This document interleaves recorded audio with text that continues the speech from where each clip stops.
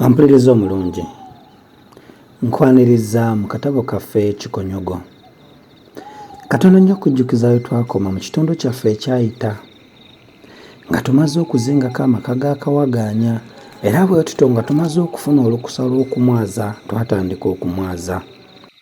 Nasooka okwefulukutira mu bisenge ebirala naye ng'ekituufu ekyalimu emmundu nali nkimanyi, era mu luvannyuma ennyo bwe ntyo nawenjula omufaliso, era ne Kawaganya enviiri ne zimuva ku mutwe bwe yakuba amaaso ge ku mmundu.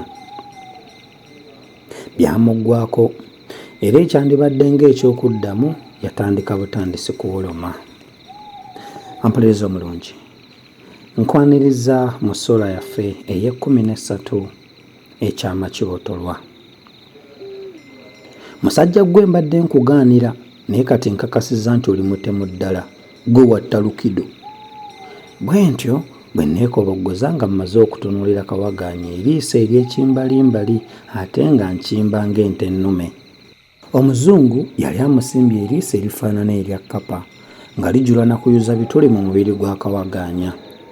Obusulubu nga bumwenywedde butunudde yiiri n'emikono nga gimuzze mu nkendeggere, okwo ssaako n'olubogoka lwe yaboggokera Kawaganya mu Luswayiri nti, "Kwa nini hutanisumbua bure?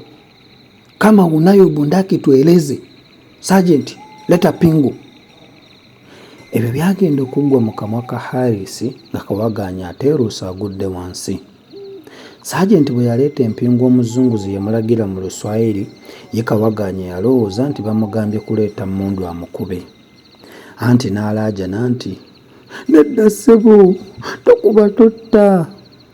Ye Sergeant teyamufaako wabula yamussaako obusa ebinnyogoga, emikono ne gidda gigitaliira ntungo. Nalaba yeegadanga ne mmucunga nti, "Yimuka mangu tugende, emisango mugizza mutya? Ye Lukido gwe watta teyali muntu."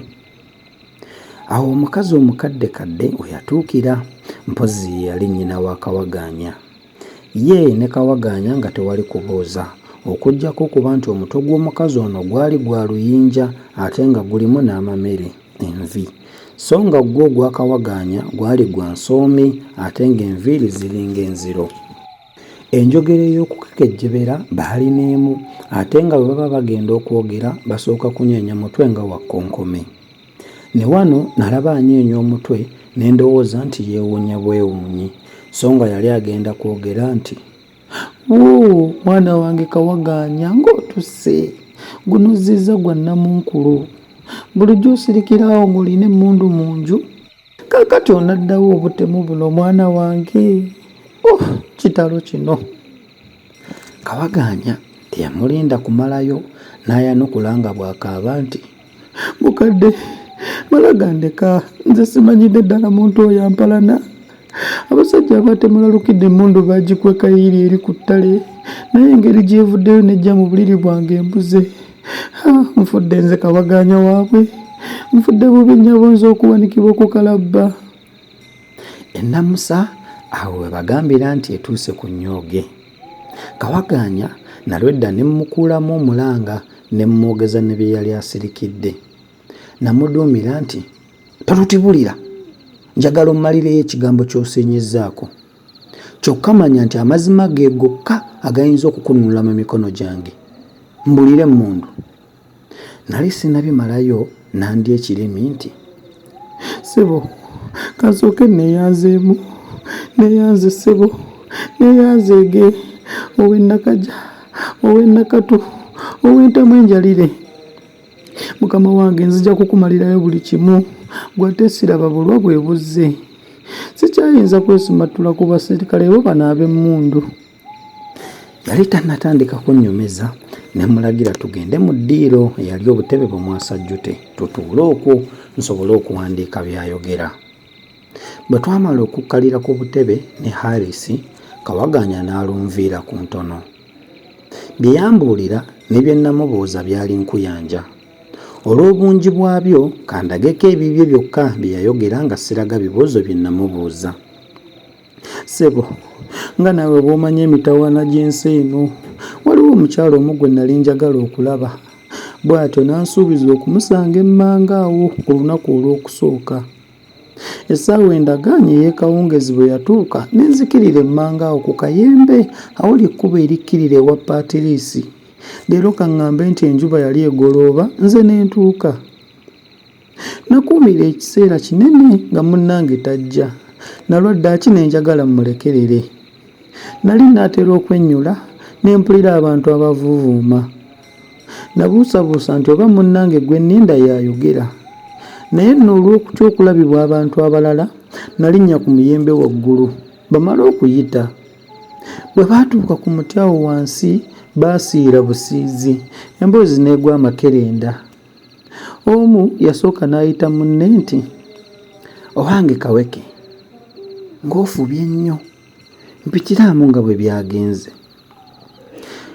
Omulala kwe kutandika okunyumiza munne nti, "Bwe nvudde wano emmundu ngitwalidde mu kkutiya n'ensanga omusajja omuzibe. Kale neefudde omuntu amusaasira ennyo ne mmutegeeza nga bwe njagala okumuwaayo ekinaagulira Magala eddiba.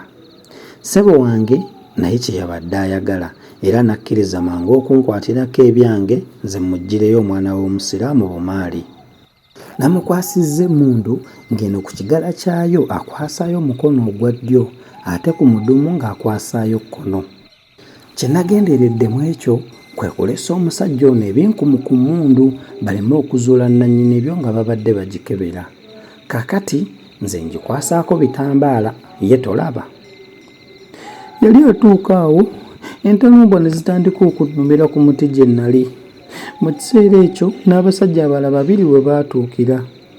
Mu kifo ky'okugenda baasooka ne bateesa nti basaanye emmundu bagitwala eri ku ttale eyattirwa Lukido. Bwe baamala ate ne basaba munnaabwe ayitibwa Kaweke abanyumize nga bwe yatambudde. Ate olwo n'atandika buto nga bwe yanyumizza oli. Aba akyayogera entalumbwa ne zeeyongera okunnumba obubi. Olwo ne zinkola ogwawolugali.